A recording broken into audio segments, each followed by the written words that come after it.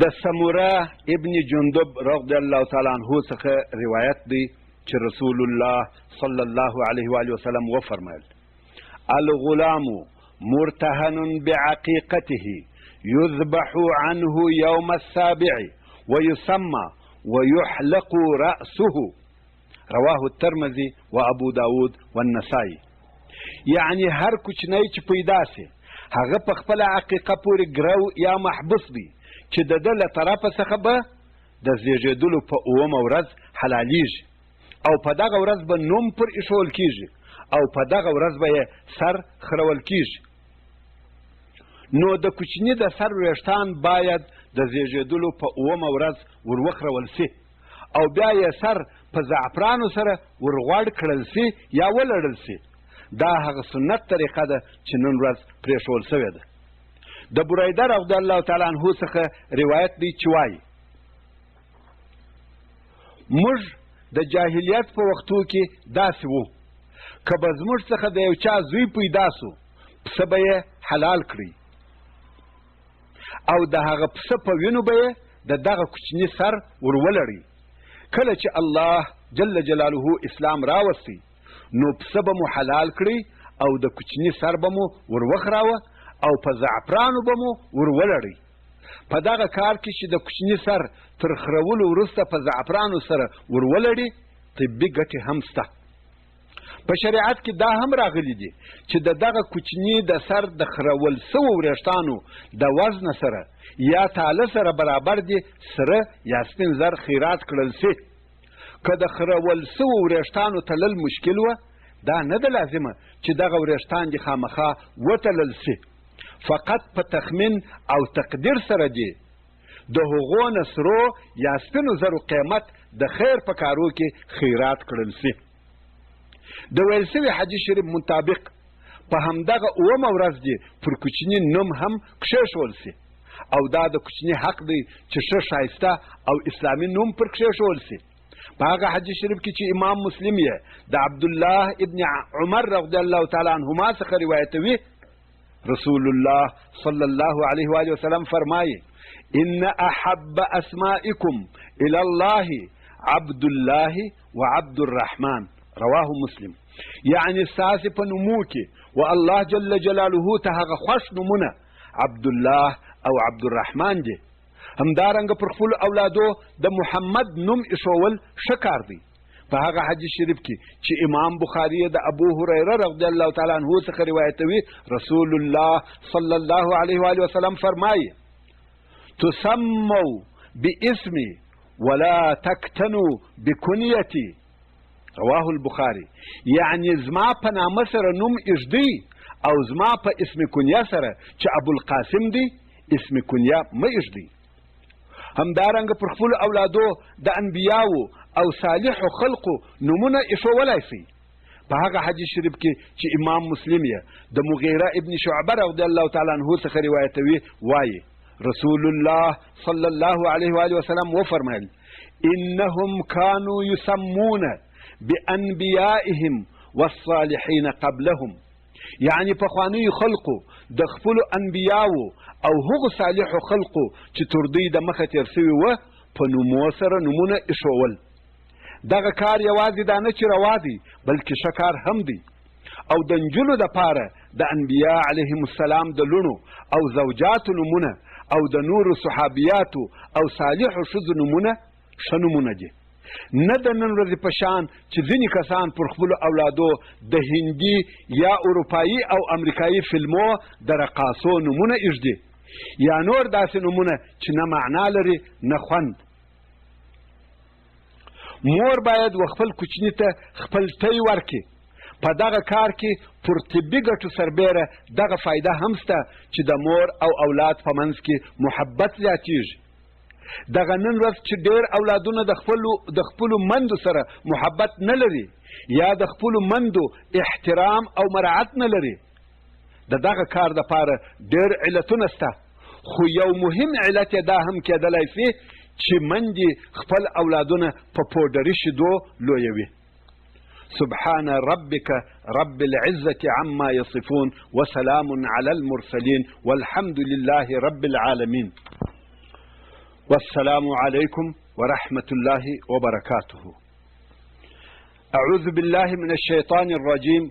بسم الله الرحمن الرحيم. الحمد لله والصلاة والسلام على رسول الله. هغه ګناهونه چې د هغو څخه ځان ساتل حتمي او ضروري دي، خو نن ورځ ځینې کسان په هغو کې بې پروایي کوي.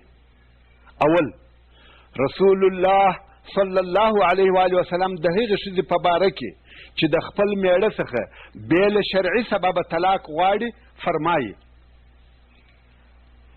کومه ښځه چې د خپل میړه څخه بې له شرعي سببه طلاق وغواړي، پر هغې ښځې د جنت بوی حرام دی. او تاسې ته معلومه ده که د یو چا او د جنت په منځ کې د 500 کلو د لارې پر اندازه لرېوالی وي، بیا یې هم بوی پر موښلي، خو پر دغه ښځه به د جنت بوی هم ونه موښلي. د دغه حدیث شریف روایت امام احمد کوي. دوهم، رسول الله صلی الله علیه و آله وسلم د هغه چا په باره کې چې پردی یا نامحرمې ښځې سره په لاس روغبر کوي فرمایي: که ستاسې څخه د یوه په سر کې د اوسپنې میخ ټک وهل سي، دا د ده دپاره تر دې ښه ده چې داسې ښځې ته لاس وروړي چې ده ته نه وي روا. رواه طبراني. دریم، رسول الله صلی الله علیه و آله وسلم د هغې ښځې په باره کې چې د کوره څخه د راوتلو په وخت کې عطر او خوشبويي استعمال کړي او بیا د پردیو خلقو پر شاوخوا تیریږي فرمایي: کومه ښځه چې عطر استعمال کړي او بیا د خلقو سره د دې دپاره تیره سي چې د دې بوی پر وموښلي، دغه ښځه زنا کوونکې ده. رواه احمد. تاسې پوه سواست؟ کومه ښځه چې د دې دپاره عطر استعمالوي چې د لارې پر تیریدونکو، پر دکاندارانو، د موسسې او دفتر پر کارکوونکو مې ښه بوی وموښلي، دغه ښځه داسې ده لکه زنا چې یې وکړه. څلورم، رسول الله صلی الله علیه و آله وسلم د سود او ربا خوړلو په باره کې یا د هغه چا په باره کې چې په سود سره معامله کوي فرمایي: درهم ربا یأکله الرجل وهو یعلم اشد من 36 زنیة. رواه احمد. یعنی که څوک د ربا د مال څخه یو درهم، یوه افغانۍ وخوري او دی په دې سره خبر وي چې دا د ربا مال دی، دغه کار یې تر 36 واره زنا کولو اشد او ډیر بد دی. پنځم، رسول الله صلی الله علیه و آله وسلم له خپله ربه څخه د هغه چا په باره کې چې د مزدور یا نوکره څخه کار واخلي او مزدوري یې ور نه کړي روایت کوي چې الله جل جلاله فرمایي. ورونو، دغسې حدیث ته چې رسول الله صلی الله علیه و آله وسلم یې د الله جل جلاله څخه روایتوي، د احادیثو په اصطلاح کې حدیث قدسی ویل کیږي.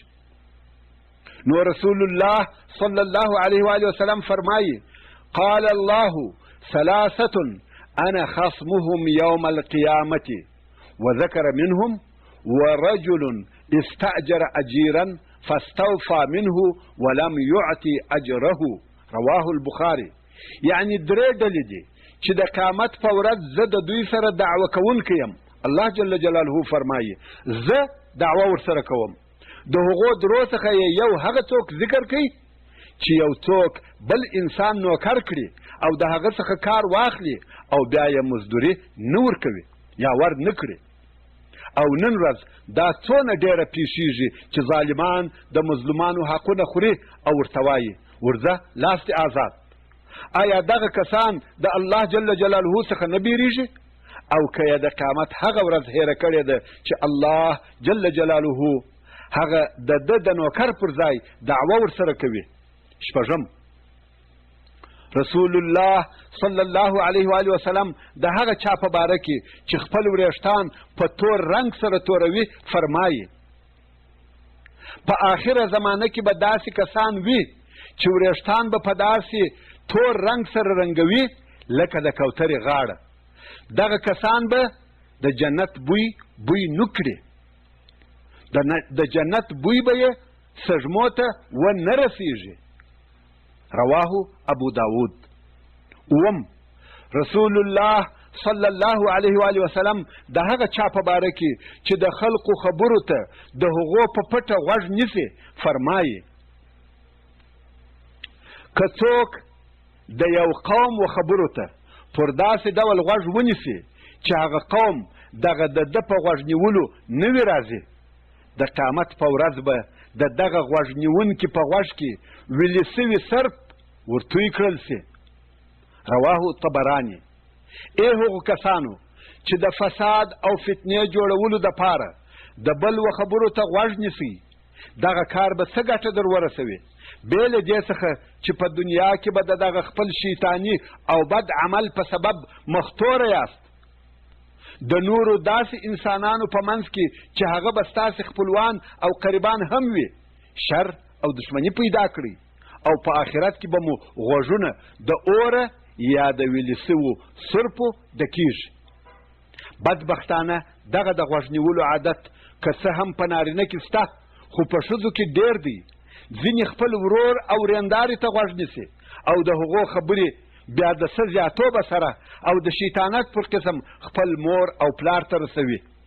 ځینې خپل زوی او مژور ته غوږ نیسي، خو ځینې بیا خپلې خواشې او خسر ته غوږ نیسي، او داسې نور چې دغه ټول غوږ نیول د شر او شرارت دپاره دي. یوازې دا نه چې دغه غوږ نیول په دنیا او آخرت کې ګټه نه لري، بلکې په آخرت کې د سخت عذاب سبب هم ګرځي. اتم، رسول الله صلی الله علیه و آله وسلم د هغه چا په باره کې چې حرام خوري فرمایي: کل لحم نبت من سحت فالنار اولا به. رواه الطبراني. یعنی هر غوښې چې په حرامو سره راشنې سي، هر جسم چې په حرام خوړلو سره وده او پرورشت کوي، د هغو غوښو یا د هغه جسم دپاره اور ډېر ښه دی، د هغه سزا به اور وي. وروره او خورې، د مخه تر دې چې ګناه وکړې دغه څو شیه در په یاد کړه. دا در په یاد کړه چې دغه جسد کم چې دغه اوس ته ګناه پکوي الله جل جلاله در کړی دی، او دغه الله جل جلاله چې په هر لحظه کې هر عضو یا هر اندام وغواړي در څخه اخیستلی سي. دا در په یاد کړه چې ته عمل نامه لرې او په هغه عمل نامه کې ستا هر عمل لیکل کیږي. دا در په یاد کړه چې د ګناه په کولو سره لکه څرنګه چې رسول الله صلی الله علیه و آله وسلم فرمایي د بنده رزق لږیږي. دا در په یاد کړه چې هر حرام لذت زائلیدونکی دی، خو ګناه او شرم یې پاته کیږي. دا در په یاد کړه چې یوه ګناه بله ګناه راکشوي تر څو چې دونه ګناهونه پر چا یو ځای سي چې هلاک یې کړي. دا در په یاد کړه چې مرګ د هر لذت پرې کوونکی دی او د هرې شروع آخر دی. د روح د وتلو هغه وخت در په یاد که چې د نور بدن څخه دې راټول سي او غاړې ته دې ورسیږي. قبر او د قبر تاریکۍ در په یاد کړه. دا در په یاد کړه چې په قبر کې هیڅ مجلسي نه لرې بې له خپله هغه عمله چې د دنیا په ژوند کې دې کړی دی. هغه وخت در په یاد کړه چې د ښخېدلو دې څو ورځې تېرې سوي وي، کفن دې شړېدلی وي او بوی دې تغییر کړی وي او چنجان دې په بدن کې ګرځي. په هغه وخت کې به دغه ګناه تا لره څه ګټه او څه فایده در ورسوي. دا در په یاد کړه چې په قبر کې به ډېر بد شکله انسان درته راسي او درته وبه وایي هغه شیان را سره دي چې ستا نه دي خوښ. دا هغه ورځ ده چې ستا سره یې وعده کېدل، ته به ورته وایې ته څوک یې؟ مخ خو دې د هغه چا مخ دی چې بې له شره بل څه نه راوړي. هغه به درته ووایي زه ستا عمل یم. د حساب ورځ او د هغې ورځې سختۍ در په یاد کړه. هغه وخت در په یاد کړه چې خپل عمل و الله جل جلاله ته ور وړاندې کړې او ټول عملونه دې لڅ او ښکاره وي. هغه وخت در په یاد کړه چې د حساب په ورځ د خلقو په منځ کې ستا په نامه در نارې کړل سي چې ای فلانه یې د حساب دپاره را د مخه سه، ته په داسې حال کې ور د مخه سې چې عملنامه دې په چپه لاس کې وي، پښې او ټول بدن دې ریږدي، بیره او شرم در باندې غالبه وي، او بیا یو ناره کوونکی نارې کړي پلانی د پلاني زوی داسې بدبخته سو چې هیڅ کله به خوشحالي ونه ویني. تر دې وروسته نور هم ډېر عذابونه او تکلیفونه سته، خو زه به د هغو تر بیانولو د دې دپاره تېر سم چې ونه بیریږي او سکته ونه کړې. نو وروره تر ګناه کولو د مخه دغه څو شیه در په یاد کړه او بیا نو وګوره چې د دغې ګناه که غلا وي که شراب، که ظلم وي که زنا، دغه څو دقیقې خوند یې په دغه شرم او پیغور، په دغه بدبختیو او عذابو ارزي. او که ستا دشمن شیطان دغه عمل د دې دپاره ښه او خوندور درته ښکاره کوي چې په دوژخ کې دې د ځان ملګری وګرځوي. سبحان ربك رب العزة عما يصفون وسلام على المرسلين والحمد لله رب العالمين. د عمره کولو طریقه: اعوذ بالله من الشیطان الرجیم، بسم الله الرحمن الرحیم. هر هغه څوک چې غواړي چې عمره وکړي هغه دې دغه بحث ښه په یاد کې وساتي. اول، د بغل وریښتان تر نامه لاندې وریښتان وخروه او نوکان پرې کړه. دوهم، په میقات کې یا د خپل کور یا اتاق څخه غسل وکړه یا اودس په دغه نیت سره تازه کړه چې د احرام تړلو دپاره غسل کوم یا اودس تازه کوم. دریم، د لباس او کالو پر ځای داسې دوه ټوکره د بدن د پټولو دپاره استعمال کړه چې ګنډل سوي نه وي. په یوه سره به لونګ ووهې او په بل سره به اوږې او نور بدن پټ کړې چې و دغه ته احرام ویل کېږي. اوس نو که مکروهه یا ممنوعه وخت نه و، هغه چې لمونځ نه دی پکښې روا. ممنوعه وختونه درې دي: د لمر راختلو وخت، د لمر لوېدلو وخت، او دریم هغه وخت دی چې لمر پر سر ودرېږي. نو که دغه ممنوعه وخت نه و، سر پټ کړه او 2 رکعاته نفل لمونځ د احرام په نیت سره ادا کړه. خو ښځه د کالو یا لباس و بدلولو یا کښلو ته ضرورت نه لري، فقط په هغه خپلو کالو کې د تلبیې په ویلو سره د عمرې نیت کوي او محرمه ګرځي. څلرم، د لمانځه تر ادا کولو وروسته سر لس کړه او 3 واره تلبیه په ناسته سره ووایه چې هغه داسې ده: لبیک اللهم لبیک، لبیک لا شریک لک لبیک، ان الحمد والنعمة لك والملك لا شریک لک. د تلبیې تر ویلو وروسته درود شریف ووایه او بیا دعا وکړه. اوس نو له دغه وخت څخه ته محرم سوې او ټول هغه کارونه چې د احرام په وخت کې منع دي باید ونه کړې. پنځم، د احرام په وخت کې باید داسې بوټ په پښه نسې چې د پښې د مخ هډوکی پټ کړي. نو ښه خبره دا ده چې هغه 2 پټۍ والا چپل یا نور داسې څپلۍ په پښه کړې چې د پښې مخ نه پټوي. شپږم، د احرام په وخت کې به دې 2 اوږې تر هغو پټې وي چې په طواف شروع کوي.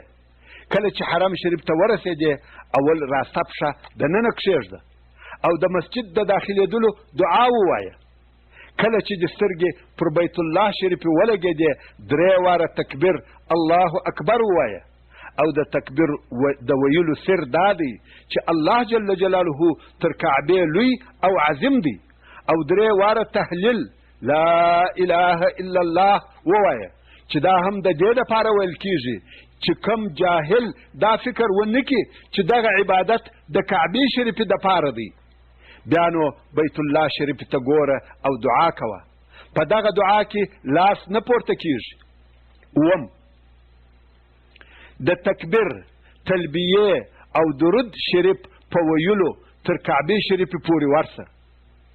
د مخه تر هغه چې پر هغه خط ودرېږي چې پر حجر اسود مخامخ دی 1.5 متر د رکن یماني و طرف ته مخ پر کعبه شریفه پر داسې ځای ودرېږه چې ټول حجر اسود دې راسته طرف ته وي، په دغه وخت کې ستا څخه 6 کاره غوښتل کېږي چې ویې کړې. خو د دغو 6 کارو څخه به 3 کاره د مخه تر هغه کوي چې د حجر اسود پر برابري پر تور خط و حجر اسود ته مخامخ درېږي، چې هغه 3 کاره دا دي. اول د تلبیې ویل به پرېږدي، دوهم اضطباع به وکړي، یعنی د احرام د پټو راسته طرف تر راسته بغل لاندې که او هغه نور پر چپه اوږه واچوه، چې په دغه ډول سره ستا راسته اوږه ښکاره سي. خو دغه کار فقط د طواف تر آخره کیږي. کله چې طواف پای ته ورسېدی بیرته به دغه لسه اوږه پټه کې. دریم کار د طواف نیت وکړه، بیا نو پر حجر اسود مخامخ ودرېږه، او 3 کاره پر هغه خط وکړه چې پر حجر اسود برابر دی. یا په بل عبارت کله چې پر حجر اسود داسې مخامخ ودرېدلې چې مخ او سینه دې مستقیم پر حجر اسود برابر سوه، نو به دغه 3 کاره وکړې. اول بسم الله الله اکبر ولله الحمد ووایه، او دغه تکبیر ویلو سره لاسونه تر غوږو پورې د لمانځه پر قسم پورته کړه. په حج یا عمره کې چې هر ځای لاس پورته کیږي هغه د دعا پر قسم پورته کیږي، بې له دغه حجر اسود څخه چې دلته د لمانځه پر قسم پورته کیږي. همدارنګه په حج کې د اختر د 2مې او 3مې ورځې د اول او 2هم شیطان تر ویشتلو وروسته چې تکبیر او تحلیل او درود ویل کیږي او بیا دعا کیږي، هلته لاسونه تر اوږو پورې پورته کیږي او د لاسو مخ یا ارغوي د کعبې شریفې و طرف ته نیول کیږي. دوهم، پس له هغه چې لاسونه دې کښته کړه نو حجر اسود به په داسې ډول سره استلام کړې چې دواړه لاسونه به پر حجر اسود کښېږدي او خوله به د 2 ارغو په منځ کې کښېږدي او حجر اسود به مچ کړي. خو دغه یوه شي ته متوجه اوسئ چې ملتزم حجر اسود او رکن یمانی همیشه په عطرو یا خوشبویي للل سوي وي او د احرام په وخت کې د خوشبویي په استعمالولو جزا لازمیږي. دریم، راسته طرف ته به مخ واړوي او په طواف به شروع وکړي. په طواف کې به مخ د کعبې شریفې طرف ته نه ګرځوي، فقط د حجر اسود د استلام په وخت کې د کعبې شریفې طرف ته مخ اړول کیږي. همدارنګه په طواف کې نه د دعا پر قسم لاس پورته کیږي او نه د لمانځه پر قسم پر نامه نیول کیږي. اتم، د طواف په 3 اولو شوطو کې به رمل وکړي، یعنی ګامونه تیز تیز اخله، پښې نږدې سره اږده او اوږې ښوروه. په پاته 4 شوطو کې رمل نسته او پر ښځو همدغه رمل اول تر آخره نسته. نهم، د طواف په 2هم شوط او پاته نورو شوطو کې چې د حجر اسود برابري ته راورسېږي بیا به مخ او سینه و حجر اسود ته مخامخ کړي. دلته د هغه اول شوط پر قسم د لاسو پورته کېدل نسته، فقط حجر اسود به مچ کې او که د هغه د ګڼې ګوڼې یا ازدحام په سبب نسوای مچولی، فقط لاسونه یا یو راسته لاس پر کښېږده او هغه لاس مچ کړه. که د هغه هم نسوای کولی، فقط حجر اسود ته مخامخ ودرېږه، د لاس په ارغو اشاره ورته وکړه او هغه خپل لاس مچ که، بیا وراسته طرف ته مخ واړوه او په طواف شروع وکړه. د حجر اسود د مچولو دپاره به چاته آزار نور کوي، ځکه د حجر اسود مچول سنت دی او د آزار پرېښول واجب دی. لسم، د طواف په هر شوط کې به په 2 لاسو یا په راسته لاس سره بې له مچولو د رکن یمانی مسح کول ښه او مستحب کار دی. که چا د رش او ازدحام یا ګڼې ګوڼې په سبب مسح کولی نسوای، نو دې د لاس په پورته کولو سره اشاره نور ته کوي. په رکن یمانی کې نه مچول سته نه د لاس اشاره. 11، د طواف اوم شوط چې دې پوره کړي دلته بیا پر حجر اسود مخامخ ودرېږه او هغه لمس یا استلام کړه چې دا دې اتم وار استلام سو او طواف دې پوره سو. پس له طوافه دواړې اوږې پټې کړه. 12 ملتزم ته ورسه او هلته په ژړا ژړا د زړه په جوش سره پوره او جامعه دعا وکړه. 13 د مقام ابراهیم سره یا د هغه په شاوخوا کې بلکې په ټول حرم شریف کې چې هر ځای درته اسانه وي 2 رکعاته د طواف واجب لمونځ ادا که. البته دغه د لمانځه ادا کول به په هغه درو ممنوعه وختو کې نه وي چې هغه د لمر راختلو لمر لوېدلو وختونه دي او دریم هغه وخت دی چې لمر پر سر ودرېږي. د لمانځه تر ادا کولو وروسته د زمزم د اوبو څښل ښه او مستحب کار دی. 14 د زمزم د اوبو تر څښلو وروسته او د مخه تر دې چې د صفا غونډۍ ته ولاړ سې یو وار بیا و حجر اسود ته ورسه او د 9 وار دپاره د هغه استلام وکړه. تکبیر او تحلیل ووایه او بیا د سعی دپاره د صفا غونډۍ ته ولاړ سه. 15 د صفا پر غونډۍ کعبې شریف ته داسې مخامخ ودرېږه که یې امکان درلودی چې کعبه شریفه ووینې هلته د سعی نیت وکه او لاسونه د دعا پر قسم د اسمان و طرف ته لوړ ونیسه. په لوړ آواز تکبیر او تحلیل ووایه. پر رسول الله صلی الله علیه و آله وسلم درود ووایه او دعا وکه او بیا د مروه پر طرف رهیسه. مروه ته چې ورسېدلې دا یو شوط سو او هلته هم مخ پر کعبه شریفه ودرېږه تحلیل او تکبیر ووایه درود ووایه او دعا وکړه بیرته د صفا پر طرف را رهیسه. 14 د صفا او مروه ترمنځ په هر شوط کې د هغه 2 زرغونو ستنو په منځ کې تیز ځغله خو دغه ځغستا پر ښځو نسته. د صفا او مروه سعیه یا د هغو په منځ کې تک کول هم 2 شوطه دي چې د صفا څخه شروع کیږي او پر مروه ختمیږي. اوس چې دغه ټول کارونه سر ته ورسول عمره دې هم پای ته ورسېدل نو به د سر په خرولو سره یا د ټولو وریښتانو په کوچني کولو سره ځان د احرام څخه خلاص کړې او بیا به خپل کالي واغوندې. ښځه به هم د احرام څخه د خلاصېدلو دپاره د سر د ټولو وریښتانو څخه د ګوتې د یوه بند پر اندازه وریښتان غچي کړي. خدا دې هم درته معلومه وي چې د سر د خرولو یا غچي کولو ځای د ټول حرم مځکه ده. که څوک تر حرم د باندې سر وخريي یا یې غچي کړي پر هغه چا پسه لازمیږي. د عمرې کولو په وخت کې ما عاجزه د دعا څخه مه هېروئ. وصلى الله تعالى على خير خلقه محمد وآله وأصحابه وأهل بيته أجمعين. د اعرابي ښځې نصيحت. أعوذ بالله من الشيطان الرجيم. بسم الله الرحمن الرحيم. الحمد لله والصلاة والسلام على رسول الله.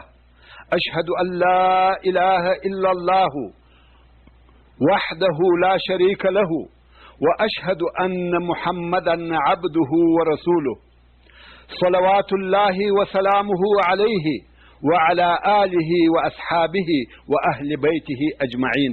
أما بعد.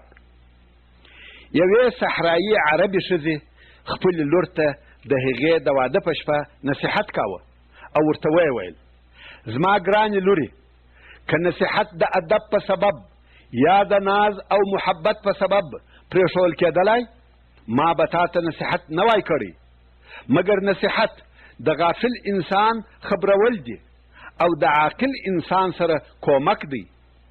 که یوې ښځې و واده او میړه ته ضرورت نه درلودلی نو د دې مور او پلار به واده نه کولی. که بیا د لور له طرفه د مور او پلار د محبت او ضرورت په سبب واده پرېښول کېدلی نو ته به د واده کولو څخه تر هر چا مستغني وای. مګر خبره داسې نه ده بلکې واده کول د ژوند ضرورت دی.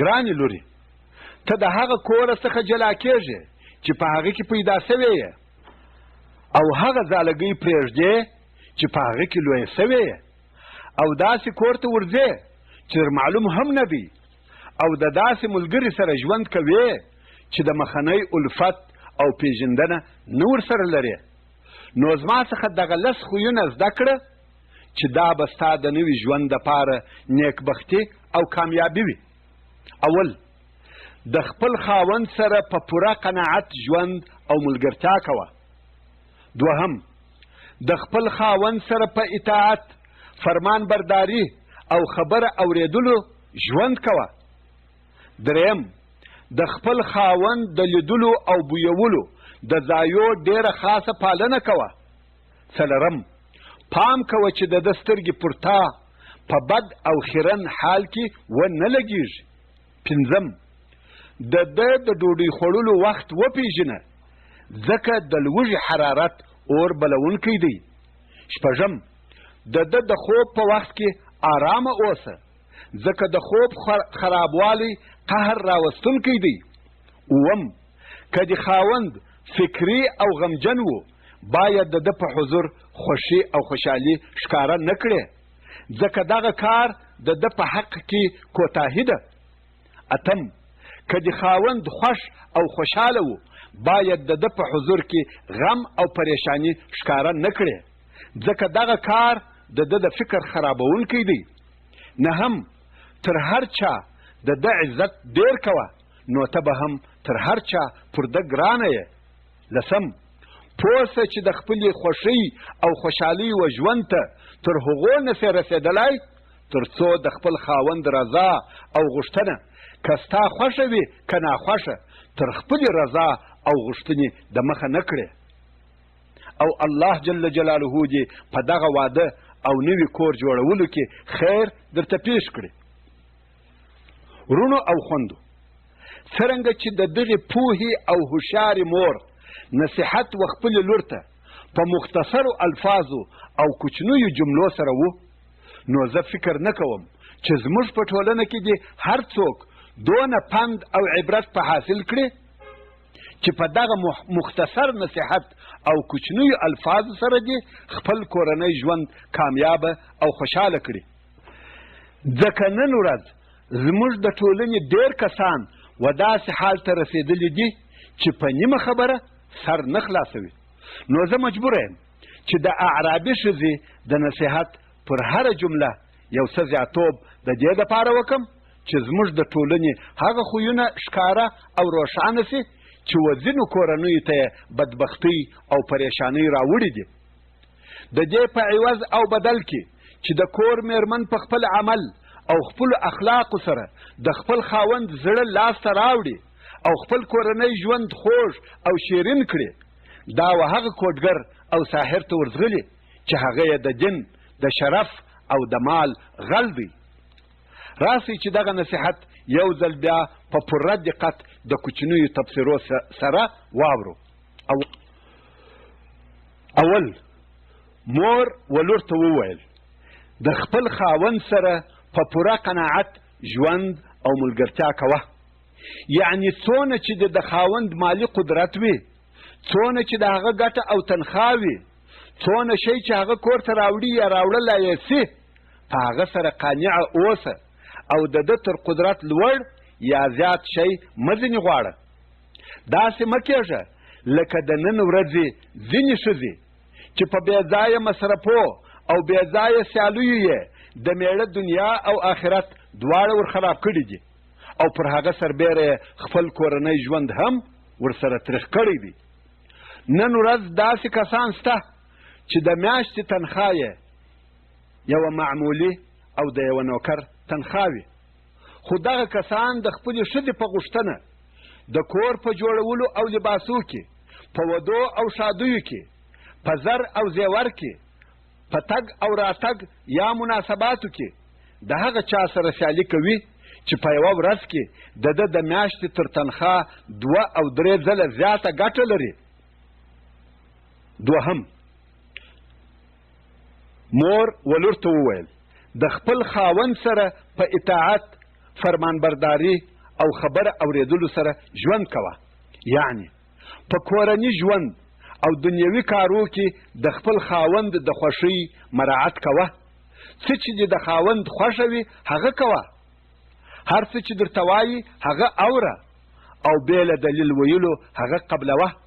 کوښښ کوه چې ټول کارونه دې د خاوند د خوښې او نظریې سره برابر او موافق وي.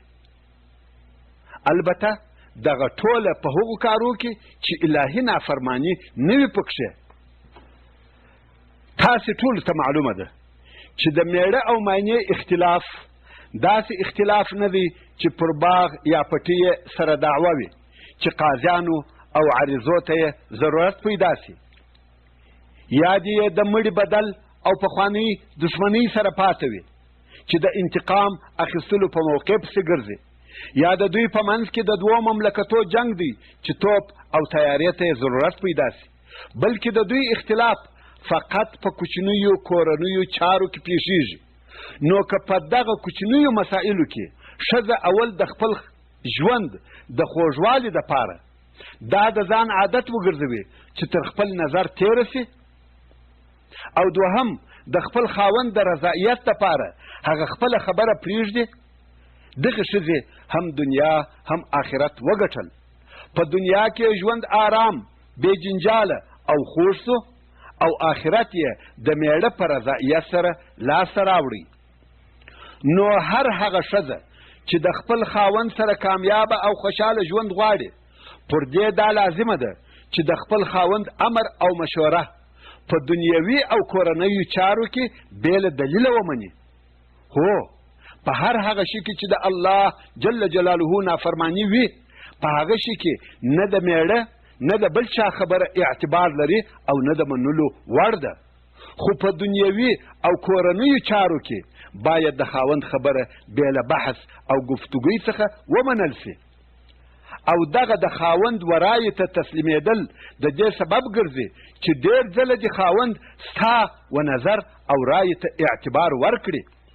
داسې نه لکه د نن ورځې ځینې ښځې چې د خپل خاوند د هرې لوی او کوچنۍ خبرې په مقابل کې د دې رایه او نظر مخالف وي، او د خاوند د هرې فیصلې په مقابل کې داسې بې اساسه او بې بنیاده دلایل وایي چې هغه دلایل دا د خپله ځانه څخه جوړوي او د دې په فکر صحیح او پر ځای دي، خو د خپل میړه و رایې او نظر ته هیڅکله نه تسلیمیږي.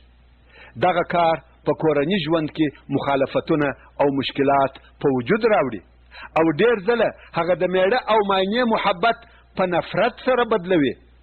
د کورنۍ خوږ او آرام ژوند تریخ او په جنجالو ډکوي. بیا نو دغه ښځه یوازې خپلو اقرباو ته نه بلکې هر چاته دا شکایتونه کوي چې زما خاوند سخت طبیعته دی، زما غوښتنې نه راپوره کوي، زما سره بې نیازي او بې پروایي کوي. حال دا چې دې د خپل خاوند هیڅ نظر او هیڅ خبره نه ده منلې. په هره لویه او کوچنۍ خبره کې دا د خپل خاوند سره مخالفه وي. که د خاوند له طرفه په یوه شي سره قانع کیږي یا یې خاوند په یوه شي سره قانع کوي، هغه هم باید په زور سره وي. نو ځکه هغې پوه او هوښیارې مور خپلې لور ته وویل د خپل خاوند سره په اطاعت، فرمانبرداري او خبره اورېدلو سره ژوند کوه. خوندو، یوازې دا نه چې په دغه مخالفتو سره د میړه او ماینې په منځ کې نفرت او لرېوالی پیدا کیږي، بلکې د دغه نفرت اثر د ټولې کورنۍ پر غړو او افرادو هم لویږي، او د دوی اولادونه هم بدطبیعته او جنجالي جوړ سي. د اولادو په ژوند کې یې عقدې پیدا سي. دریم، مور و خپلې لور ته وویل د خپل خاوند د لیدلو او بویولو د ځایو ډېره خاصه پاملرنه کوه. یعنې ستا بدن او لباس، خونه او بستر چې د ده د لیدلو او بویولو ناستې ولاړې ځایونه دي، د هغو و پاکولو او خوشبویه کولو ته ډېره متوجه اوسه.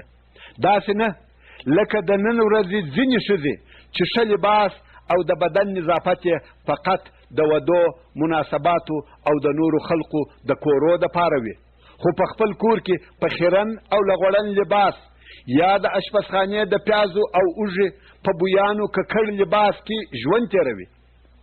د کور او خونې سامان یې غیر مرتب او سره پاشلی وي. څلرم، مور ولور ته وویل ویښه او هوښیاره اوسه چې د خاوند سترګې دې پر تا په بد او خیرن حال کې ونه لګېږي او ستا څخه بې له ښه بویه بل بوی پر ونه لګېږي. د دغو خبرو څخه د بدن او لباس نظافت او پاکوالی د شرع په چوکاټ کې مقصد دی. لکه څرنګه چې ښځه د خونې او کور د پاکولو مسؤله ده، خو تر هغه د مخه باید خپل ځان او لباس پاک او خوشبویه وساتي. پنځم، مور ولور ته وویل د ډوډۍ خوړلو وخت وپیژنه، ځکه د لوږې حرارت اور بلونکی دی. نن ورځ ځینې کسان د لوږې په حالت کې خپل کور ته د دې دپاره ژر او په تلوار ورهي وي چې یو څه وخوري، خو متاسفانه کور ته چې ورسي ښځه یې بیده یا د همسایګانو په کورو کې ورکه وي یا د فلم او تلویزیون ولیدلو ته ناسته وي. د خوړو پخول یې په یاد هم نه وي. که بیا میړه څه وویل یا یې د کورني ژوند څخه شکایت وکړي، هلته نو بیا د دې وګیلو او تانو لغازو او شکایتو ته غوږ ونیسه. اوس نو ته ووایه و دغسې کور ته خوشحالي راتلای سي؟ شپږم، مور ولور ته وویل د خوب په وخت کې آرامه اوسه، یعنی کړپۍ دربۍ او غالمغال مه جوړوه، ځکه د خوب خرابوالی قهر راوستونکی دی. د ځینو ښځو د کور جارو کول یا نور کورني هغه کارونه چې د ژوږ او کړپي څخه خالي نه وي، هغه وخت ور په یاد سي چې خاوند یې بیده سي، یا خو د ټیپ او تلویزیون په آواز یا د کوچنیانو په ژړولو سره د خپل خاوند خوب ور خرابوي. اووم، مور ولور ته وویل که د خاوند فکري او غمجن و، باید د ده په حضور کې خوښي او خوشحالي ښکاره نه کړې، ځکه دغه کار د ده په حق کې کوتاهي ده. داسې نه لکه ځینې ښځې چې خاوند یې د باندې څخه فکري او خواشینی راسي، د دې پر ځای چې ښځه یې غم شریکي ورسره ښکاره کړي او هغه د باندني مشکلات پر سپک کړي، دا د خپلو غوښتنو نور دربونه هم پر واچوي. وایي زه دې ولې د فلاني واده ته نه بوتلم، هغه فلانی شی چې ما غوښتی ولې دې رانه وړي او داسې نور. اتم، مور ولور ته وویل که د خاوند خوښ او خوشحاله و، باید د ده په حضور کې غم او پریشانی ښکاره نه کړي، ځکه دغه کار د ده د فکر خرابونکی دی. یعنی نن د خاوند خوښ او خوشحاله کور ته راغلی، غواړي چې مجلس او خبرې وکړي، خو ته فکري او غمجنه ناسته یې، د ده د خبرو جواب د سر په ښورولو سره ورکوې، یا دا چې خاوند د کور د سامانو څخه په خوشحالي سره یو شی کور ته راوړي یا یې راوړي یا یې ستا دپاره یوه هدیه راوړې وي، خو ته هغه شي ته په سپکه ګورې او عیبونه پر وایه. دغه کار یوازې دا نه چې ستا د خاوند زړه ورماتوي او خاوند یې د هغه شي پر راوړلو پښیمانه وي، بلکې په راتلونکي وخت کې هم زړه نه غواړي چې کور ته شی راوړي. نو ته باید د دغه عیب ویلو پر ځای که څه هم هغه شی ستا خوښ نه وي، د هغه شي صفت وکړې او ځان خوشحاله ښکاره کړې چې دغه کار د نورو شیانو د راوړلو او ژوند خوشحاله کولو سبب ګرځي. نهم، مور ولور ته وویل تر هر چا د عزت ډیر کوه، نو ته به هم تر هر چا پر ګرانه یې. دا معلومه خبره ده، څونه چې چاته په درنه سترګه ګورې په هغه اندازه د هغه په زړه کې ځای نیسې. نو که کومه ښځه خپل میړه په خبرو او ګزاره کې سپک استعمالوي، دغې ښځې خپل ځان سپک کړي او د دې خاوند به د دې غوښتنې هیڅکله ورپوره نه کړي.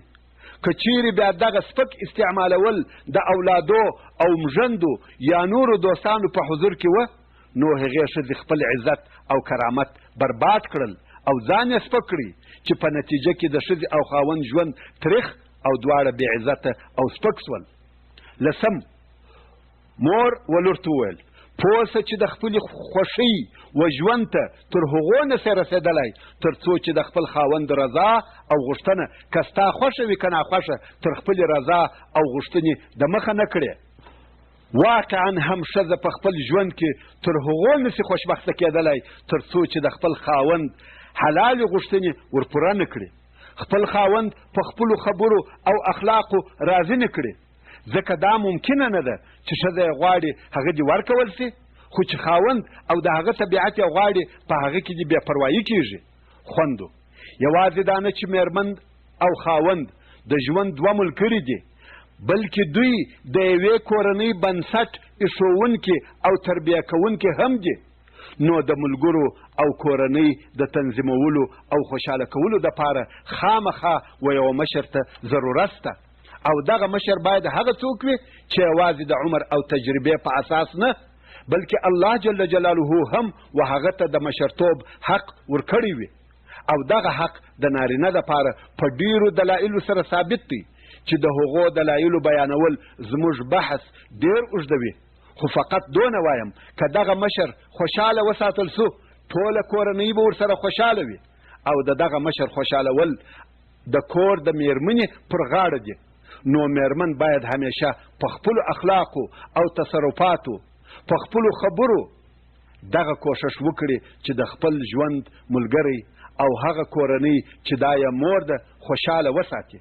خوندو، دغه د اعرابي ښځې څو نصیحتونه مې ستاسې د ژوند د ښه کولو او خوشحاله کولو دپاره بیان کړل. هیله ده چې عمل په وکړئ او ماته دعا وکړئ.